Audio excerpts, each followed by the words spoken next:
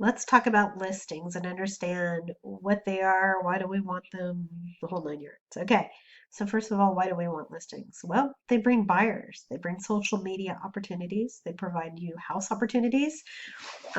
Great reason to go door knock or circle dial around your listing. Clients can then refer you to other clients, so it's adding people to your database. I always say a sign in the yard is better than a sign in the car. So if you go on a listing appointment and they are wanting to beat you up on commission, I would think long and hard about it. If it were up to me, I would take it no matter what. Again, it can bring other opportunities. If I am going to discount a seller's commission, I would always tell them that I'm going to hit them up for referrals. They're going to owe me. The other thing to keep in mind when you're on a listing appointment is that you can only dictate your commission. The seller is going to pick the commission they want to offer a buyer's agent, and they can offer any commission they want. Now, if it's super low, you can decline taking that listing. But if they only want to offer 2% or 2.5% to a buyer's agent, that's their prerogative. You do not determine that, they determine that. Okay, let's jump into where do we find sellers? Life events are the number one trigger of a sale of a home, a marriage, a baby, a divorce, a death, kids going off to college, that sort of thing. Garage sales, really great warnings that people are going to be selling homes. I used to go around with my daughter on the weekends because she loved shopping at garage sales. And I would strike up conversations every garage sale we stopped at and ask them why are they doing the garage sale, and sure enough, they were moving half the time. So that's a great indicator. Open houses, going and door knocking, talking to the neighbors, or previewing other listings for your open houses. I talked about this in the open house class. Going and previewing all the other active listings, leaving your card. Those homes fail to sell, and they see that you previewed and then you did a phenomenal open house with tons of signage, you may get that listing. Social media, your database. Door knock, oh my gosh, I can't talk today. Door knocking and circle dialing. Wearing your name tag and talking to people. Blogging, targeting sellers specifically, or video vlogs targeting sellers. Networking with attorneys, CPAs, and financial advisors. Those are key personnel to helping sell homes. Holding a first time home seller webinar. You can pay for internet leads for sellers. You can run home valuation ads. There are a ton of referral websites like Upnest that will send you leads for sellers. Farming is a great way to get listings, but it's expensive and takes a long time. FSBOs and expireds, I love them. All right. Critical path to listings, building rapport and trust on the phone. So while you have the lead on the phone, the minute you talk to someone who's thinking about selling, you're going to grab the seller lead sheet and ask a ton of questions. The more information you get on this initial phone call, the better prepared you will be for that appointment. You're then going to research and prepare for the appointment, deliver a pre-list packet ahead of time. That pre-list packet is what we call the seller's guide. There is a Word version of the seller's guide in the portal that you can edit and make it your own. You can also Google, agents listing packets and find tons of different examples. And then we have one in Canva. Our Canva one is a little prettier, a little more detailed, and a little more geared around Realty One colors. So if you want the Canva one, just let me know and I'll send you a link to the Canva one. In that listing packet, you want to talk about you. This is where you're going to market yourself and the company, putting testimonials and those sorts of things in. And you're saying, Carlin, I'm brand new. I don't have any testimonials because I don't have any clients. Ask your friends and families to write you testimonials. They can say things like, the next home I sell, Carlin will be doing it. Or Carlin's very trustworthy. I can't tell everyone enough how much I would trust Carlin to sell my home. Those sort of things. Put those in your pre-list packet, that seller's guide. Deliver it ahead of time. If a seller is going to be interviewing other agents, you need to set yourself apart, and that seller's guide is a great way to do it. So on my phone call, when I'm talking to them and I'm scheduling the appointment, let's say I schedule the appointment for Friday and today's Monday, I'm going to say, great, by Wednesday at 5 p.m., I'm going to have a packet of information on your porch.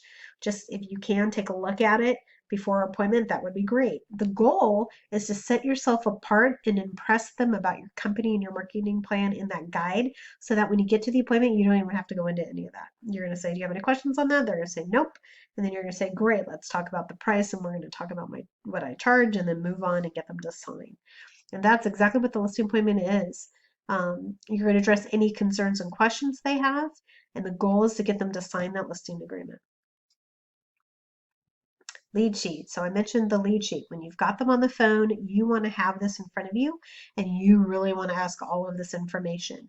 My favorite question when I'm talking to them is this one. Would you describe the home for me? The way they describe the home is going to tell you if they're a D, an I, an S, or a C on that disc profile.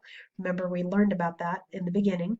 And that's going to help you understand how you should tailor this listing appointment. For example, if you're pitching to a high D, that listing appointment needs to be short and sweet. If they've decided they're willing to meet with you, you've already passed the test. They just want to know, do you both align on your thinking for the value of the home and how much are you going to charge? That's all they care about in that listing appointment. So make it short and sweet. If it's an I, it's going to take a while. That appointment's going to take a long time. They're going to get off track. You're going to have to get them back on track. But if you become their best friend in that appointment, you've got the deal. You can get them to sign. The S and Cs tend to take more time. They ask a lot of questions, so be very prepared. Know all your stats, have answers ready to go. Um, and then chances are they're probably not going to decide who they're going to work with in that appointment. It's very hard to get especially a C, to commit to working with you when you're there in the home. All right, initial conversation.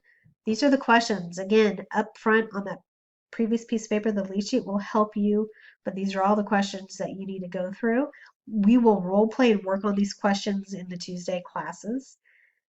Pre-list packet, again, this is what I just talked about. It's all the stats about you, about the company, your testimonials. How do you set yourself apart from the competitors is the most important piece. Then we're going to dive into researching the home, the value of the home. I'm going to jump on and show you how to do this in MLS in a separate video, but this is what I'm going to be doing when I show you that video. Study this, have this out. It's your job to pull comps and have a range, but then you can run it by the mentors before you go on that listing appointment. When you go on a listing appointment, you want a range in mind. Let's say it's probably around 400,000. So you're thinking, 425 to 375. The comps will tell you that range, but you're going to have, a $50,000 range, $100,000 range, a $250,000 range of mind, depending on the price point of the home. Obviously, the higher the price, the bigger the range.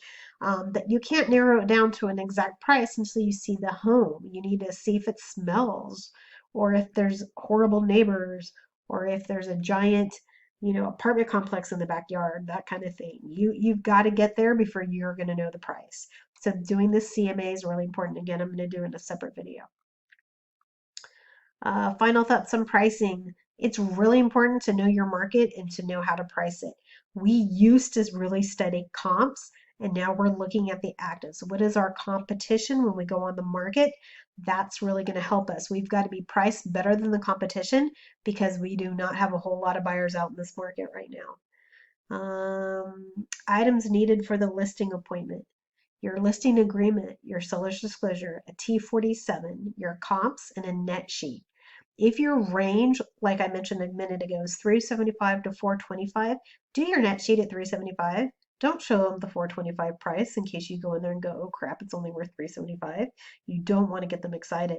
I always go very conservative on my net sheet, but my net sheet's what I'm going to use to show them what I'm charging on commissions and to address that commission question. So it's really important. Most sellers think I only owe 200, I'm selling it for 4, so I'm going to walk away with 200,000, and they need to understand how it works and that is not the case. All title companies have a seller net sheet you can plug in and use, but we have a great company net sheet. It's on the portal, so check it out. At the appointment, I'm going to actually stop here and we'll jump into a second video for the appointment.